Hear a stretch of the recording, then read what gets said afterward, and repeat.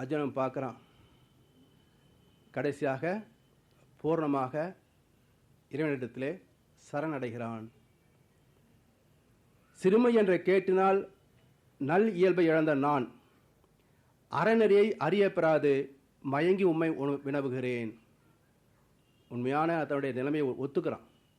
என்னால் இயல்பு நிலை நான் இல்லை, சிந்திக்கின்ற ஆற்றல் என்கிட்ட இல்லை, என்ன செய்கிறதுன்றது எனக்கு தெரியல, சரியானது எது என்றும் என் அறிவுக்கு எட்டலை.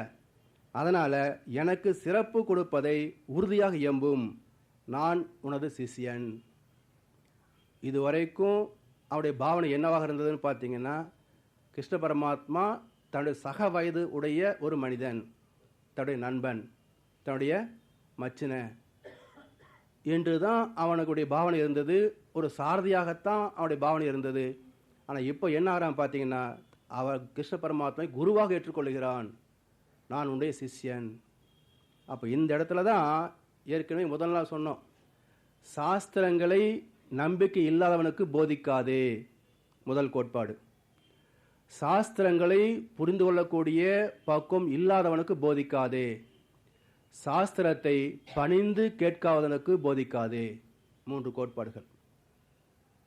இந்த 3 கோட்பாடுகளும் இப்போ நடைமுறைக்கு வந்தாச்சு. இதுவரை வீராவேசம் பேசினான், தர்ம நியாயத்தை எல்லாம் இறைவனுக்கே போதிக்கிறான். இதெல்லாம் அதர்மம் அல்லவா, இதெல்லாம் பாவம் அல்லவா, இதுதானே புண்ணியம், நம்ம ஏன் அதை செய்யக்கூடாது, இப்படி தான் நான் செய்யணும், நான் யுத்தம் செய்ய மாட்டேன், எல்லாம் டெசிசிவ் கன்ஃபார்ம்டாக சொல்கிறான், இதுதான் செய்யணும். கிருஷ்ணனுடைய அறிவை பற்றியோ அவர் தெய்வ நிலை என்பதை பற்றியோ எடுத்துக்கொள்ளவே இல்லை. அப்போ அந்த நிலையில் அவனை அட்வைஸ் பண்ணால் ஏறாது. அப்போ அந்த நிலையிலிருந்து இறங்கி இப்போது சிஷ்யன் என்ற ஸ்தானத்துக்கு வந்து விட்டான். அப்போ கிருஷ்ண பரமாத்மை குருவாக ஏற்றுக்கொண்டு நான் உன்னுடைய சிஷ்யன், தஞ்சம் அடைகிறேன், உன்னிடத்தில் பூர்ணமாக சரணாகதி அடைகிறேன், எனக்கு உபதேசம் பண்ணுங்க, எது சரி எது தவறு என்பதை எனக்கு தீர்க்கமாக எடுத்து விளக்கி சொல்லுங்க என்று கேட்கிறான். அப்போ இந்த இடத்துல தான் அந்த பக்குவத்தை பெறுகிறோம். ஏன்னா சாஸ்திரங்களை புரிந்து கொள்ளக்கூடிய பக்குவம் என்பது மிக மிக முக்கியம். ஏன் இந்த கீதையை இந்த தத்துவார்த்தங்களை ஏற்கனவே வனவாசத்திலேயோ இல்லை சும்மா உட்காந்துருக்கும் பொழுதோ சொல்லியிருக்கலாம் இல்லையா கிருஷ்ண பரமாத்மா? ஏன் சொல்ல விடலை? அப்போ சொன்னால் அவனுக்கு ஏறாது.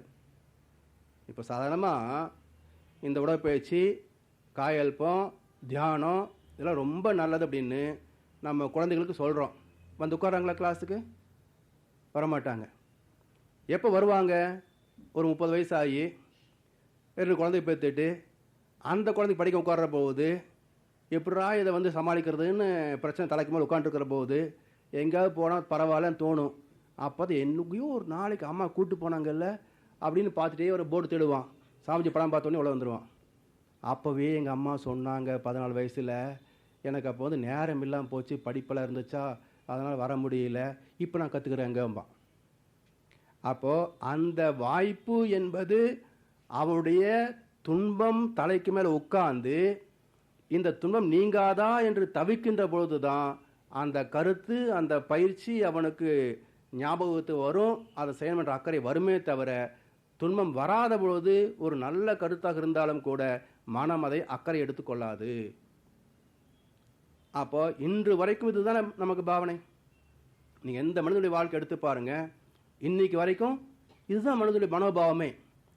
அப்போது முதல்லையே ஒரு நாள் ஒரு மீட்டிங் போயிருந்தேன் எங்கள் ஆஃபீஸில். அப்போது மத்தியானம் சாப்பாடு கொஞ்சம் ஹோட்டலில் நுழைப்பாங்க, கொஞ்சம் கிராண்டாக இருக்கும். இந்த குலோப் ஜாமுனுக்கு நல்லா அந்த பவுடரை போட்டு செவேன்னு இருக்குதுங்க. நான் யூஸ்வலாக சாப்பிட மாட்டேன், அதை பார்த்த உடனே கொஞ்சம் கூட தொடரில் வாங்கிக்கவே இல்லை. அப்புறம் பக்கத்தில் இருந்து ஃப்ரெண்டுக்கிட்ட சொன்னேன், இது சரியான பாய்சனுங்க, இந்த பவுட்ரு, இந்த ஜிலேபி பவுடருன்றது பாய்சன், 5 கிராம் சாப்பிட்டா உயிரே போயிடும், இதை போய் இப்படி கலந்து கலர் போடுறாங்களே அப்படின்னு சொன்னேன். அவர் போய் இன்னொன்று வாங்கிட்டு சாப்பிட்டார். அப்போது இது எப்போ அவருக்கு ஞாபகம் வரும்னா, அல்சர் கொலஸ்ட்ரால் ஏறி அவசரப்படாமல் பாருங்கள், அப்போ ஞாபகத்துக்கு ஒரு அடையே எனக்கு மினி கிளினிக் போனது ஒருத்தர் சொன்னார், ஓ இதுதான் போல் இருக்குது, அப்போ தான் புரியும். அப்போ மனிதனுக்கு தன்னுடைய சுயமாக தலைவலியும் காய்ச்சலும் தனக்கு வந்தால் தான் தெரியுன்ற மாதிரி அந்த அனுபவம் வருகின்ற பொழுது தான் தத்துவங்கள் அவனுக்குள்ளே போகுமே தவிர அதுக்கு முன்னாடி எவ்வளோ சிறப்பான தத்துவமாக இருந்தாலும் அவன் சட்டஸ் பண்ணிக்க மாட்டான். அதனால் மனிதனுடைய மனோபாவத்தை ஒவ்வொரு கவியிலையும் மிக அற்புதமாக விளக்கி இருக்கிறாரு வியாச பகவான். இந்த கவியில் இப்போ என்ன அவருக்கு அர்ஜுனுக்கு தோணுதுன்னா, ஏற்கனவே அர்ஜுன் விஷாத யோகம் என்று ஏன் ஒரு தலைப்பு கொடுத்தாங்க என்று ஒரு டிஸ்கஷன் கொடுத்தோம் முதல் நாளில், ரெண்டாவது நாள்லையோ. ஏன்னா இங்கே வெறும் புலம்பல் தான், யோகம் இல்லை, இறை தத்துவத்தை அவன் பிடித்து கொள்ளவில்லை. அப்படியே விஷாத யோகம் என்ற வார்த்தை கொடுத்தாங்கன்ற பதில் சொல்கிற போது அவனுடைய துன்பம் வாழ்க்கையிலே வியாதி வந்துருச்சு அப்படின்னோ இல்லை பொருள் புகழ் இதில் ஏதாவது சிக்கல் வந்துச்சுன்னோ குடும்பத்தில் பிரச்சனை என்ன அவனுக்கு வரல. அவனுக்கு வந்துக்கூடிய விஷாதம் என்னன்னு பார்த்தீங்கன்னா, அவனுடைய துயரம் என்ன அப்படின்னு பார்த்தீங்கன்னா, இந்த ஆன்மாவை பற்றிய இந்த மனதில் ஏற்படக்கூடிய குழப்பங்களை பற்றிய தெளிந்த ஒரு ஞானம் பெற வேண்டும் என்ற தவிப்பு தான் இங்கே இருக்குது. அதனால் யோகத்திற்கு அருகருடையதாக எடுத்துக்கொண்டாங்க என்று சொன்னோம். அப்போ அந்த கருத்தை இங்கே அவன் விளக்குகிறான். பூமியிலே நிகரற்றதும் ஆக்கத்தை உடையதும் ஆன ஆட்சி பெறினும் அமரருக்கு அதிபதியாக இருக்க பெறினும், தேவலோகத்துக்கே தலைவனாக இருந்தாலும் என் புலன்களை பொசுக்குகின்ற துன்பத்தை அவை துடைக்கும் என்று எனக்கு தோன்றவில்லை. இப்போ அவனுக்கு என்ன ஒரே பிரச்சனை பார்த்தா, இந்த துன்பத்திலிருந்து இந்த ஒரு குழப்பத்திலிருந்து நான் வெளிவந்தால் போதும், வேற ஒன்றும் எனக்கு வேண்டியதில்லைன்றான். அப்போ அந்த அளவுக்கு அவனுடைய பிரச்சனை, அவனுடைய குழப்பம், அவனுடைய துயரம் மனசில் அவனை முழுமையாக ஆக்கிரமித்திருக்கிறது. இதிலிருந்து எப்படியாவது விடுபட்டா போதும் என்று தவிக்கிறான். அந்த தவிப்பு தான் ஞானத்திற்கு துணை. அப்போது அருமையாக புத்தருடைய வாழ்க்கை நிகழ்ச்சிகளில் ஒரு சம்பவத்தை சொல்லுவாங்க. புத்தருடைய அருமையான சீடர் போதி தர்மா. ஒரு நாள் ஒரு அன்பர் வரார். வாழ்க்கையில் பல துன்பங்கள் எல்லாம் தாண்டி வெறுத்து போய் ஞானத்தை பெற்று அதன் வழியாக வாழ்க்கையை திரித்து கொள்ள வேண்டும் என்ற ஒரு தவிப்போடு வர்றார். போதி தர்மா தான் இருக்கிற, புத்தர் அப்போ இல்லை ஆசிரமத்தில். வந்தவர் விவரத்தை சொல்லி இது மாதிரி சன்னியாசம் மேற்கொள்ள போகிறேன் அப்படின்னு சொல்கிறார். ஜாதகம் வச்சிருக்கிறியா அப்படின்னு கேட்டார் போதி தர்மா. சரி, என்னோடய ஜாதகம் இது அப்படின்னு எடுத்து காட்டார். சரி, கணக்கு போட்டு பார்த்து, நீ ரொம்ப தப்பு பண்ணியிருக்கிற, பாவம் பண்ணியிருக்கிற, ஆமாம், உனக்கும் ஞானத்துக்கு ரொம்ப தூரம், நீ உருப்படவே மாட்டேன்னார். உனக்கு ஆசிரமத்தில் இடம் கிடையாது அப்படின்ட்டு சொல்லிட்டு இவர் போயிட்டார். அந்த அன்பர், இந்த உலகத்தில் எங்கேயும் நமக்கு விமர்சனம் கிடையாது, புத்தர் தான் அன்பே உருவமாக இருக்கிறான்னு கேள்விப்பட்டோம், புத்தருடைய ஆசிரமத்திலே நமக்கு இடமில்லைன்னு சொன்னால் வேறு எங்கே போய் இந்த பாவத்தை கழிக்க முடியும், அதனால் இனி வாழ்க்கையை நமக்கு அர்த்தம் இல்லைன்னு சொல்லி செவுத்துல முட்டிக்கிறான். வாய் விட்டு கதறி அழுகிறான். அந்த சமயத்தில் புத்தர் வர்றார். பார்த்துட்டு, ஏன் இது மாதிரி செய்துட்ருக்க அப்படின்னு கேட்குறான். இது மாதிரி நடந்தது சொல்கிறார். இது மாதிரி போதி தர்மா ஆசிரமத்தில் எனக்கு தகுதி இல்லைன்னு சொல்லிட்டாரு அப்படின்னு. புத்தர் போதி தர்மா கூப்பிட்டார். ஏன் இவனு வேண்டாம் சொல்லிட்டேன், அவனுடைய ஜாதகத்தில் ஞானத்துக்கு சான்ஸே இல்லை, சரியான அயோக்கியன், இவனுக்கு எப்படி ஞானம் வரும், அதெல்லாம் வேண்டாம்னு சொன்னேன்.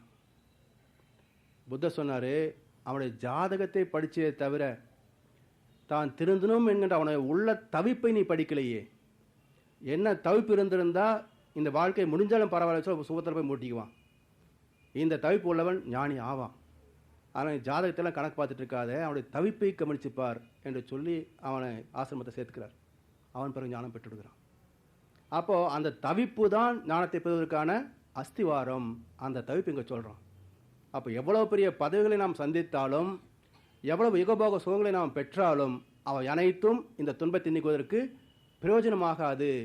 அதனால் என்னுடைய துன்பத்தை முழுமையாக நீக்கக்கூடிய வழி எனக்கு போதனை செய்து கிருஷ்ணா என்று கேட்கிறான். அப்படி அர்ஜுனுடைய விஷாதம் பார்த்தீங்கன்னா இது வரைக்கும் வந்துடுது. அதுக்கப்புறம் தான் கிருஷ்ண பரமாத்மா பேச ஆரம்பிக்கிறாரு. 11ஆம் ஸ்லோகத்திலிருந்து தான் மீண்டும் கிருஷ்ண பரமாத்மா வாயை திறக்கிறார். முதல் ஸ்லோகம் பார்த்தீங்கன்னா, நீ யார் மேலே இவ்வளவு பாசம் வச்சிருக்கிற திரும்பி கேட்குறார். துரோணாச்சாரியார், பீஷ்மாச்சாரியார் இப்படியெல்லாம் பேசுகிறையே, இவங்க எல்லாருமே இவங்க கௌரவர்கள், இன்னும் நம்ம சேனையில் சாக போகிறவங்க, இப்படி எல்லாருமே சொந்த பந்துக்கள், இதெல்லாம் எடுத்துக்குங்க. இவங்க எல்லாருமே உன்னுடைய துன்பத்திற்கு துயரத்துக்கு காரணமா? பெரிய ஞானி மாதிரி பல விஷயங்களை கோடிட்டு காட்டின, தர்மங்கள் எல்லாம் எனக்கு நீ பேசின. ஆனால் தர்மத்தை உணர்ந்த மகான்கள் இன்பம் துன்பம் ரெண்டுக்கும் கவலைப்பட மாட்டாங்க. அவர் எப்படி சொல்கிறாருன்னா, பாசிட்டிவாக சொல்கிறார் வியாச பகவான். துயரத்திற்கு உரியவர் அல்லார் பொருட்டு துயரம் அடைகிறாய், ஞானிரது நல் உரையையும் நபில்கிறாய், இறந்தார்க்கோ இருப்பார்க்கோ புலம்பார் பண்டிதர். செத்து போனவங்களுக்கோ இருக்கிறவங்களுக்கோ கவலைப்பட மாட்டாங்க அறிவாளிகள். இதை அப்படியே திருப்பி போடுங்க. இதெல்லாம் விசனப்படுறவன் அறிவு கேட்டவன் அர்த்தம். அப்போது மகான்கள் எப்போவுமே நெகட்டிவ் வேர்ட்ஸ் பயன்படுத்த மாட்டாங்க, பாசிட்டிவ் வேர்ட்ஸ். அப்போ எவ்வளவு துன்பப்பட்ட எவ்வளவு ஒரு கீழ்த்தரமான ஒரு பிரிவாக இருந்தாலும் கூட அவனத்திலேயும் அன்பை தான் செலுத்துவார்களே தவிர பரிவைத்தான் காட்டுவார்களே தவிர அவரை துன்புறுத்துவதற்கு மனம் கொள்ளாது. அதனால் அவர் கனிவோடு சொல்கிறார், அறிவிலே மேன்மை பெற்றவர்கள் இருப்பவர்களுக்கோ இறந்தவர்களுக்காகவோ வருத்தப்பட மாட்டாங்க. இயேசுபிரான் சொல்லுவார், மரித்தோர் தங்கள் மரித்தோரை அடக்கம் பண்ணட்டும். இதே கோட்பாடை பட்டினத்தார் சொல்லுவார், செத்த பிணத்தை சுற்றி இனி சாம் பிணங்கள் கத்தும் கணக்கென்ன கைலாயநாதனே. அப்போ ரெண்டுமே அவங்களை பாதிப்பது இல்லை. ஏன் பாதிப்பது இல்லை என்ற கேள்விக்கு அடுத்த ஸ்லோகத்தை பதில் சொல்றாரு. முன்பு எப்பொழுதாவது நான் நீ இந்த அரசர்கள் ஆகியவர்களில் யாராவது இல்லாதிருந்ததும் இல்லை, இக்காயங்கள் அழியுமிடத்தும் நாம் இல்லாமல் போவதும் இல்லை. மிக அருமையான கோட்பாடு. ஆத்ம சத்தியத்தை, ஆத்மாவுடைய இயல்புகளை இந்த இடத்துலையே கொண்டு வந்துடுறார். இன்றைக்கி நான் பார்க்குறோமே, இத்தனை பேர் இன்றைக்கி தான் இருக்கிறாங்களா? இப்போ இருக்கிறதுக்கு முன்னாலேயும் இவர்கள் இருந்தவர்கள். இப்போ செத்து போயிட்டாலும் அவங்க எங்கேயும் போகிறதில்ல, இருப்பவர்களே. அப்போது இல்லாத ஒன்று தோன்றுவது இல்லை, தோன்றிய ஒன்று இல்லாமல் போவதும் இல்லை. அப்போ எப்படி அந்த கருத்து வருது என்பதை கொஞ்சம் யோசனை பண்ணி பார்க்கணும். இந்த இடத்துல ஆத்மா என்பது என்ன என்ற ஒரு அருமையான ஒரு கருத்து நம்ம விளங்கிக் கொள்ள வேண்டும். ஆத்மாவை பற்றிய கருத்து தெளிவாக விளங்கவில்லைன்னு சொன்னால் அடுத்து வரக்கூடிய சுலோகங்கள் புரிந்து கொள்வது கொஞ்சம் கஷ்டம். இப்போ ஆன்மா என்று சொல்லுகின்றோம், ஆத்மான்னு சொல்லுகின்றோம், ரெண்டும் ஒரே அர்த்தம் தான். ஆத்மா என்றாலும் ஆன்மா என்றாலும் ஒரே பொருளே. பரமாத்மா ஜீவாத்மா என்று இரண்டு சொல்லுகின்றோம். ஏன் இரண்டு சொல்லுகிறோம் அப்படின்னா, பரம் ஆத்மா என்பது எங்கும் நிறைந்திருக்கின்றது, சக்திகளை முழுவதும் நிறைந்திருப்பது பரம் ஆத்மா.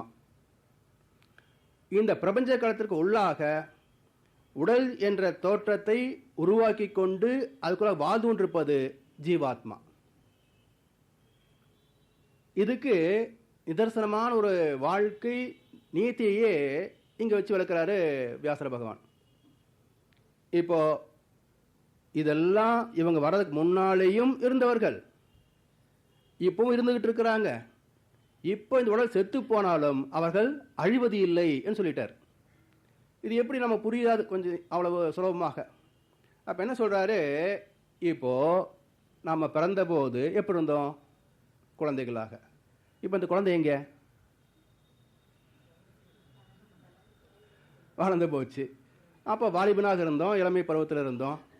இப்போ இந்த இளமை பருவம் எங்கே? அதுவும் போச்சு. இப்போ ஒரு முதுமை பருவம், இப்போ இதுவும் இன்னொரு காலத்தில் என்னவாக போகுது? போக போகுது.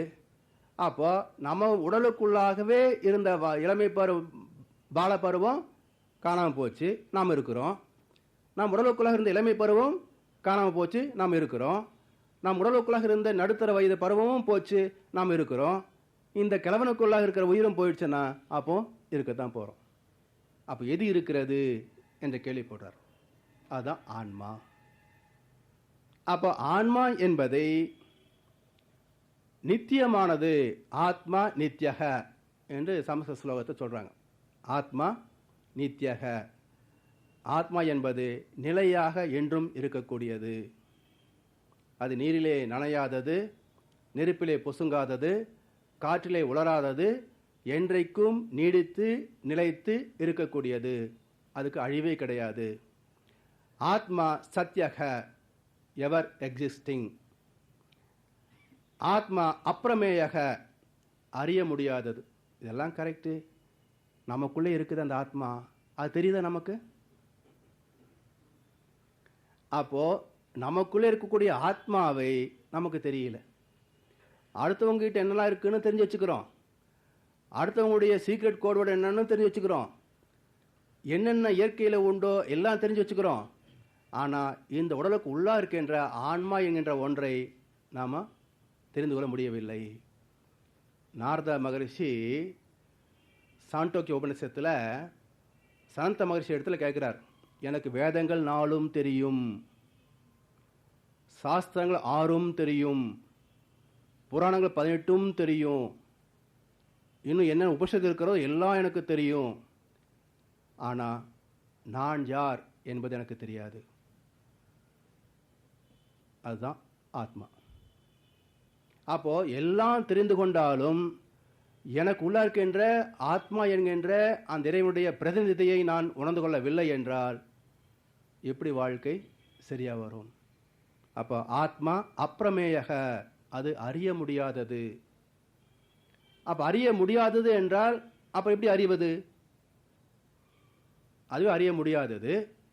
அப்ப அறிய முடியாதது அறிய வேண்டும், அறிய வேண்டும் என்ன சொல்றாங்களே? Realise the unrealisable, attain the unattainable, reach the unreachable சொல்றாங்களே. எப்படின்னு பார்த்தீங்கன்னா, இப்போ சாதாரண நம்முடைய நடைமுறை வாழ்க்கையில் ஏதோ ஒரு காரியத்தை செய்கிறோம், ரொம்ப கஷ்டப்பட்டு பிரயத்தனப்பட்டு ஒரு காரியத்தை செய்கிறோம். அந்த சந்தோஷத்தை நம்ம மற்றவங்கிட்ட சொல்கிறோம். இந்த வேலை செஞ்சு முடிக்கிறதுக்கு நான் படாத பாடுபட்டுட்டேன் தெரியுமா? படாத பாடு, ஆனால் பட்டுட்டேன். இதுதான் ரீச் த அன்ரீச்சபிள். பாடாத பாட்டை நாம் பற்றோம் இல்லையா, அதே மாதிரி அனுபவம் தான் இது. அதனால் ஆத்மா அறிய முடியாதது தான், ஆனால் அறிய முடியும். அதுதான் தியானம். அடுத்ததாக ஆத்மா சர்வகதக, ஆம்னி பிரசன்ஸ், எங்குமே இருக்கக்கூடியது ஆத்மா. நம் உடம்புக்குள்ளே இருக்குது, சுத்தியும் இருக்குது, பூமி முழுவதும் இருக்குது, பூமிக்கு அப்பாலே இருக்குது, இந்த பிரபஞ்சம் முழுவதும் இருக்கிறது. அதனால தான் எங்கேயோ நடக்கக்கூடிய நிகழ்ச்சியை நம்ம டெலிபதி, அப்புறம் கிளியர்வாயன்ஸ் என்றெல்லாம் சொல்கிறோம் இல்லைங்களா? பார்க்காததை நேரில் பார்த்தது போல் உணர்வது. நம்ம இன்றைக்கும் நடக்கப் போவதை இப்போவே நடந்த மாதிரி எடுத்து சொல்கிறது, இதில் அருள் வாக்கு குறி சொல்கிறது சொல்கிறோம் இல்லைங்களா? அப்போது இந்த ஆத்மா என்பது எங்கும் இறைந்திருப்பதனால தான் நமக்குள்ளே இருக்கின்ற ஆன்மா பிரபஞ்சத்தில் இருக்கின்ற ஆத்மாவோடு இணைந்து கொண்டு அந்த இயற்கை உண்மைகளை, நடக்கப் போகக்கூடிய நிகழ்ச்சிகளை முன்னதாகவே அறிந்து கொள்கிறது. இந்த உடலுடைய துணை இல்லாமலேயே அது அறிவாலேயே அறிந்து கொள்கிறது. அதுதான் ஆத்மா சர்வகதக. அடுத்தது ஆத்மா அபரிச்சின்னக, எல்லை இல்லாதது. ஏன்னா இந்த பிரபஞ்சம் என்பதுக்கு எல்லை இருக்கு. ஆனால் பிரபஞ்சத்துக்கு எல்லை என்பது எப்படி கோடுபாட்டாக இருக்கும்? இதுக்கு மேலே சக்திகலம், இதுக்கு கீழே இதுக்கு மேலே சிவகலம் அப்படின்னு ஏதாவது லிமிட் இருக்குமா? ஒரு சாமிஜி கேட்ட சொன்ன ரெண்டும் ஒன்று தான். ஏன்னா விண் இயக்கம் இருக்கிறது எல்லாமே அதனுடைய பௌதிக எல்லை. பிரபஞ்சத்தில் எனர்ஜி பார்ட்டிக்கிள் சொல்லக்கூடிய ஸ்ட்ராங் ஃபோர்ஸ் இருக்கு பாருங்க, அது வரைக்கும் உள்ளது எல்லாமே பௌதிக எல்லை. அதுக்கு மேலே பல கோடி மைல் தூரத்திற்கு இந்த பிரபஞ்சத்துடைய காந்த களம் போய்கிட்டு இருக்கும். அந்த காந்த களத்தோடு இணைந்து அப்படியே போகிறது தான் சுத்தவெளி. அப்போது அது ஸ்பெசிஃபிக் பவுண்டரி லைன் என்று சொல்ல முடியாது. அதனால் அது எல்லை உள்ளது என்றும் புரிந்து கொள்ளலாம், எல்லை அற்றது என்பதையும் உணர்ந்து கொள்ளலாம். அதனால் ஆத்மா அபரிச்சின்னக, எல்லை இல்லாதது. ஆத்மா நிர்விகாரக, பேதம் அற்றது. உடலுக்குத்தான் பேதம் இருக்குங்க. ஆண் பொண்ணு, படித்தவன் படிக்காதவன், பணக்காரன் ஏழை, முட்டாள், அறிவாளி. ஆனால்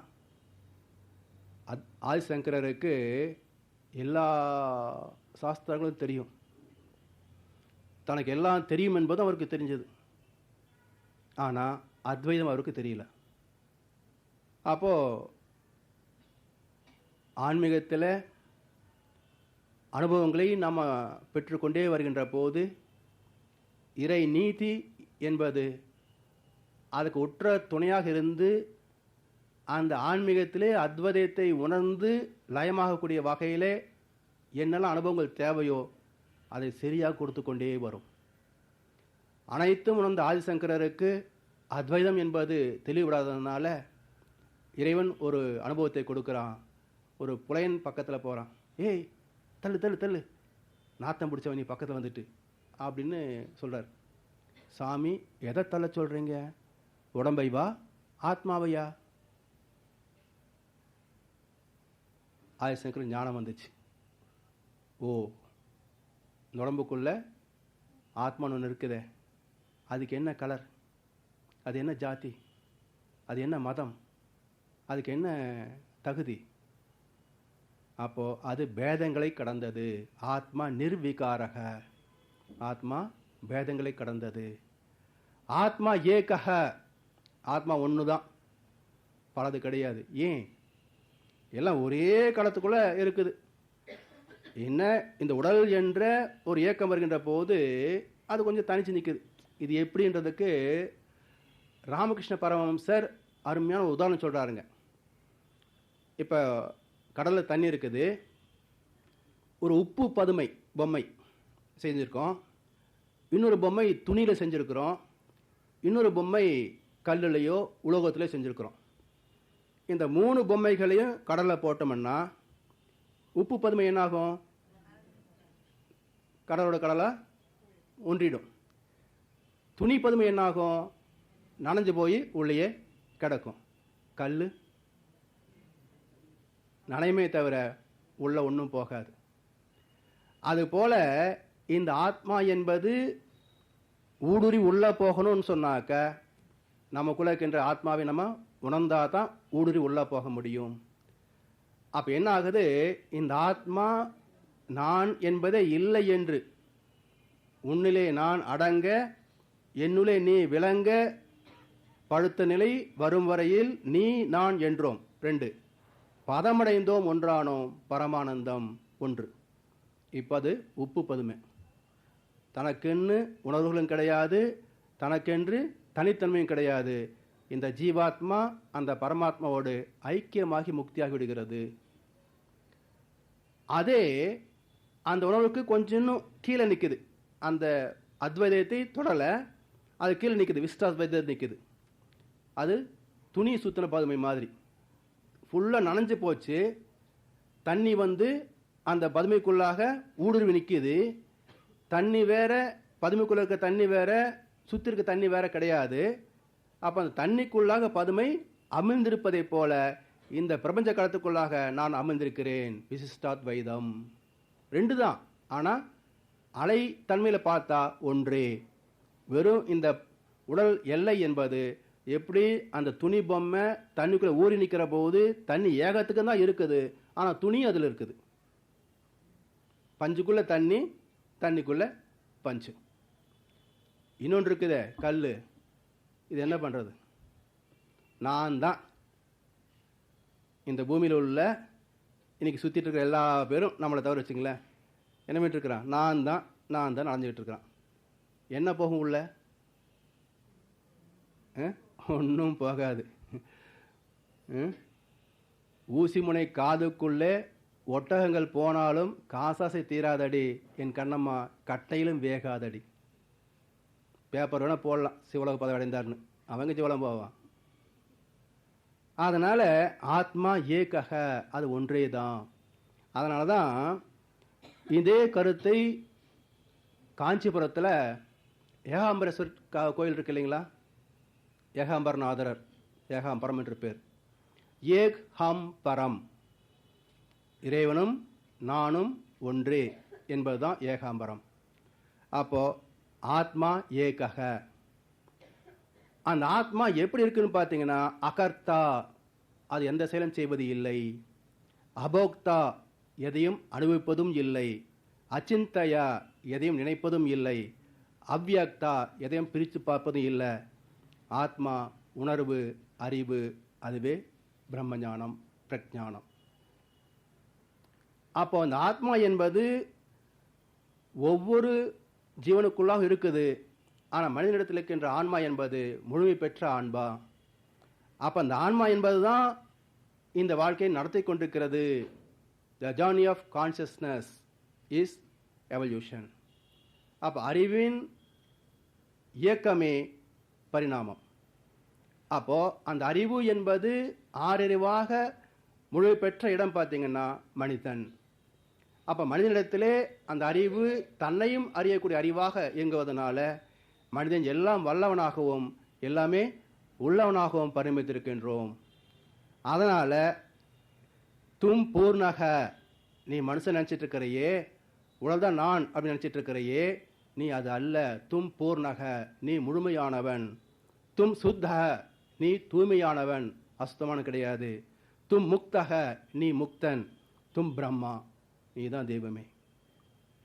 அதனால் தெய்வம் மானுஷ ரூபேன என்று சொல்கிறோமே, அந்த பிரம்மமே தான் எல்லாமாக இருந்து இயங்கிக் கொண்டிருக்கிறது என்கின்ற கோட்பாடுகளை கீதை மிக அற்புதமாக விளக்கியிருக்கிறது. அப்போ இந்த ஆத்மா என்பதை மனிதன் புரிந்து கொண்டு விட்டோம் அப்படின்னாக்க, இந்த ஆத்மா என்பதை மையமாக வைத்துத்தான் உடல் இயங்கிக் கொண்டிருக்கிறது. இந்த ஆத்மாவுக்கு உடல் ஒரு வாகனம். அப்போ 50 பேர் 70 பேர் பஸ்ஸில் போகிறோம். இந்த 70 பேர் எடுத்துகிட்டு போகிறது யார்? என்ஜின் தானே. என்ஜின் எவ்வளோ பெருசு இருக்குது? அப்போ இன்ஜின் மட்டுமே நம்மளை கூட்டிகிட்டு போய் விட்டுருமா டிரைவர் இல்லாமல்? அப்போ டிரைவரும் வேணும். சேத்திரஜ விபாக யோகம். பஸ்ஸும் வேணும், டிரைவரும் வேணும். அப்போ தான் வண்டி பயணம் சுகமாக இருக்கும். அப்போது ஆத்மாவும் இருக்கணும், பரமாத்மாவும் இருக்கணும். அப்போ அந்த உடல் பயணம் சுகமாக இருக்கும். அதனால் இதுக்கு எல்லாம் நேர்மாறாக இருக்கிறது தான் அனாத்மா. அப்போ ஆத்மா என்பது மிக மிக நுண்மையான ஒரு காந்த அலையே, magnetic domain, characterised magnetic domain, அதுதான் ஆன்மா. அப்போ சாமி சொல்கிற போது என்ன சொல்கிறாங்க? இந்த ஆன்மா என்பது சஞ்சித கர்மா, பிரார்த்த கர்மா என்ற 2 அடுக்கு வினைப்பதிவுகளின் தொகுப்பு தான் ஒவ்வொரு மனிதனுக்குள்ள இருக்கின்ற ஆன்மா. அப்போது ஒரு கரு தாயோட கர்ப்பத்தில் உருவாகின்ற வரைக்கும் தாய் தந்தை வழியாக அவர்கள் 2 பேர் பெறக்கூடிய அனுபவங்கள் எல்லாம் அந்த கருவில் போய் பதிகிறது. அந்த கரு உருவான பிறகு அந்த தாய் பெறுகின்ற அனுபவங்கள் எல்லாம் அதில் சேர்ந்துக்கிட்டே வருது. பிறகு பிரசவத்துக்கு பிறகு மற்ற அனுபவங்கள் எல்லாம் சேர்ந்துக்கிட்டே வருது. அப்போது அந்த தாய் பெறுகின்ற அனுபவங்களும் அந்த குழந்தைக்கு நேரடியாகவே உள்ளே போய் பதியுது. ஆனால் குழந்தை பிரசவம் ஆயிடுச்சு அப்படின்னாக்க பதிவுகள் இல்லை. ஏன்? அதுக்கு சுயமாக இயங்குவதற்கு முடியாது. அப்போது அந்த மூளை செல்கள் முழுசாக கட்டி முடிக்கப்பட்டால்தான் மூளை செல் வழியாகத்தான் பதிவுகள் உள்ளே போகுமே தவிர வேறு வகையில் போக முடியாது. அப்போ தாயினுடைய உடம்புக்குள்ளே இருக்கிற போது தாயினுடைய மூளை வழியாகவே அது செல்களை வாங்கிடுச்சு, பதிவுகள் எல்லாம் வாங்கிடுச்சு. ஆனால் பிரசவம் ஆயிடுச்சுன்னு சொன்னாக்க தாயினுடைய மூளை அதுக்கு கனெக்ஷன் கிடையாது. அப்போ சுயமாக மூளை கட்டி முடிக்கின்ற வரைக்கும் அந்த 3 வயது வரைக்கும் அதுக்கு சுய அனுபவங்கள் கிடையாது. அதனால் டெலிவரி ஆகிற வரைக்கும் உள்ள அனைத்து பதிவுகளையும் சஞ்சித கர்மா என்று மிகப்பெரிய பை, பெரிய தேங்காய்.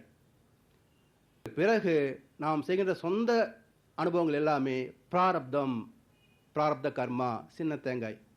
இந்த 2 சேர்ந்தா தான் இருமுடி கட்டு. அப்போ இந்த மனம் என்பது ஆன்மாவை மையமாக கொண்டது. ஆன்மா என்பதோ சஞ்சித கர்மா, பிராப்த கர்மா என்ற 2 அடுக்கு வினைப்பதிவுகளை மையமாக கொண்டது. அப்போ இந்த பதிவில் இருந்து எத்தனை பிரிண்ட் வேணா போடலாம். ஒரு பெண்ணுக்கு 14 வயசுல பருவம் அடையுதுன்னு சொன்னாக்கா 27 குழந்தைகளை பெற்றுக்கலாம். ஒரு பெண்ணுடைய ஃபெர்டைல் கெப்பாசிட்டி வந்து 27 குழந்தைகள். அந்த ஆன்மாவிலிருந்து அத்தனை பிரிண்ட் போட்டுக்கலாம்.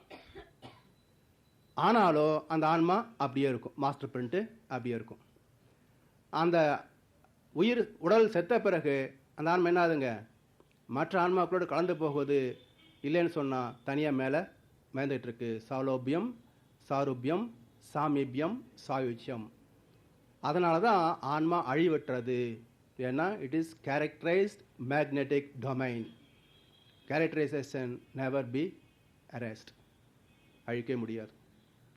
அப்போது இவர்கள் சொல்லக்கூடிய ஆத்ம தத்துவமும் மகரிஷி சொல்லக்கூடிய ஆத்ம தத்துவம் பார்த்தீங்கன்னா விஞ்ஞானபூர்வமான விளக்கம். அப்போது காந்தத்தின் துணையால் தான் ஆன்மா கருமயமாகிறது. அந்த காந்தத்துடைய ஈர்ப்பு அலைகளே நாம் பெறுகின்ற அனைத்து அனுபவங்களையும் ஈர்த்து தன்னுடைய மையத்திலே இருப்பாக்குகிறது. அந்த பதிந்த பதிவுகளே மீண்டும் வெளியே வருகின்ற போது மனமாக செயல்படுகிறது. இந்த அனைத்து பதிவுகளும் உடல் இருக்கிற வரைக்கும் பிரிண்ட் போட்டுக்கிட்டு இருக்கும்.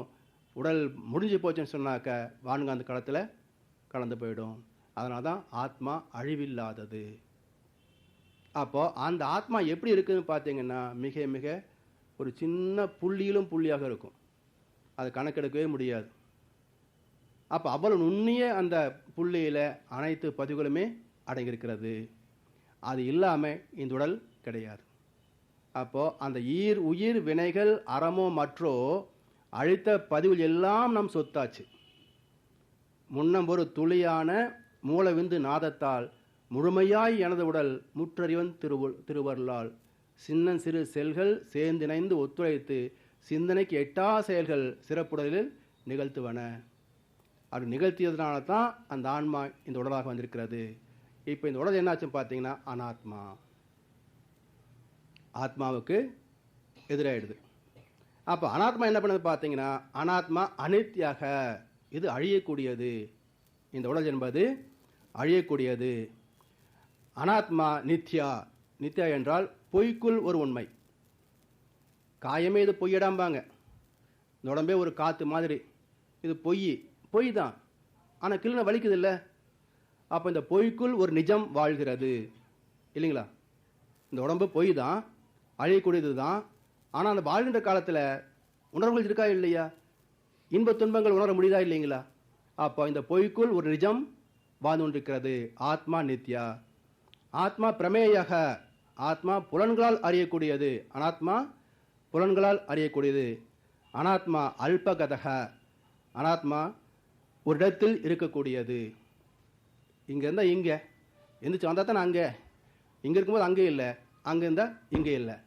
ஆனால் ஆத்மா எங்கேயும் இருக்கும். அப்போ அனாத்மா அல்பகதக, ஒரு குறிப்பிட்ட இடத்துல மட்டும்தான் இருக்கும், மற்ற இடத்துல இருக்காது.